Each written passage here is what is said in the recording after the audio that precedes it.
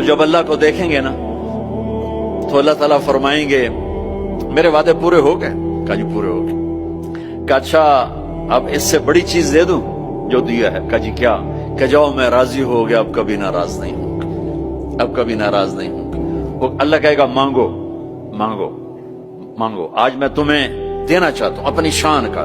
تو کہیں گے یا اللہ ہم جوہانسبرگ میں تیری بندگی تو کرتے تھے پر ایسی نہ کی جیسی کرنی چاہیے تھی، آج تجھے دیکھ کے پتا چلا ہے تو کتنے حسن والا ہے، جمال والا ہے، کمال والا ہے۔ جیسے ہم دنیا میں تجھے سجدہ کرتے تھے نا نماز میں، آج ہمیں ایک سجدے کی اجازت، پوری نماز نہیں صرف ایک، کہ ہم تمہیں یوں دیکھ کے اللہ اکبر کرنا چاہتے اور ماتھا جنت کی زمین پہ ٹیکنا چاہتے۔ ہائے ہائے ہائے، میرا اللہ کیا کہے گا؟